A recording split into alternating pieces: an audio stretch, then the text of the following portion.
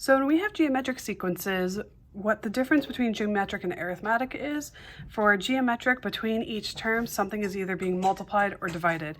If you hear squeaking in the background, I apologize, my dog is playing with his favorite toy.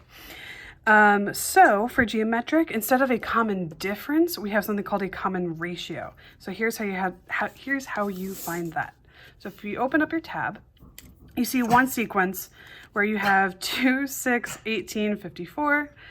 And so what you need to do, sorry, my dog is going crazy right now. What you have to do is find the number that the previous term is being multiplied by. So what is being multiplied between each of these terms?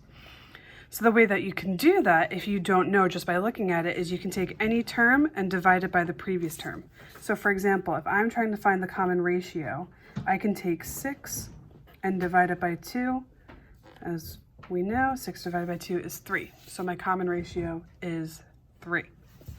Over here, first thing I notice is that I go from a positive to a negative to a negative. So that automatically tells me that my common ratio is going to be negative.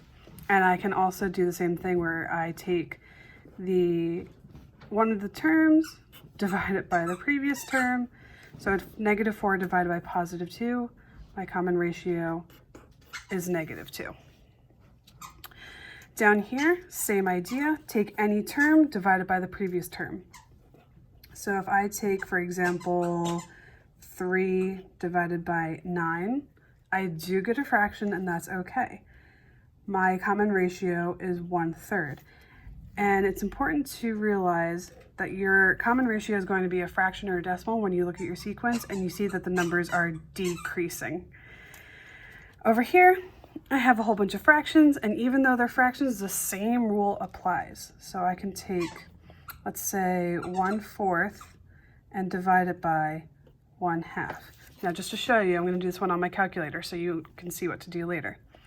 I can do 1/4 by doing parentheses 1 divided by 4, and then I hit divide by 1/2. As a helpful hint, I always like to put my fractions in parentheses because it makes it easier and quicker for the calculator to realize what's going on, and you can look back and see what exactly is a fraction versus what's being divided.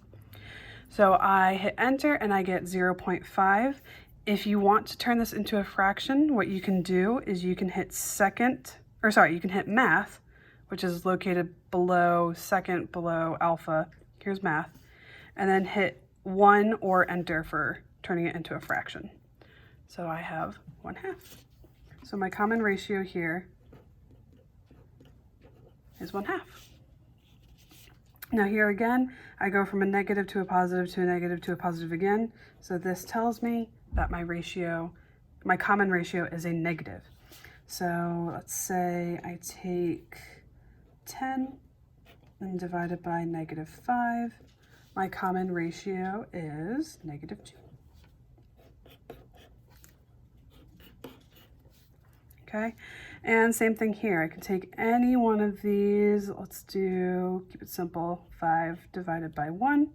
So my common ratio is +5.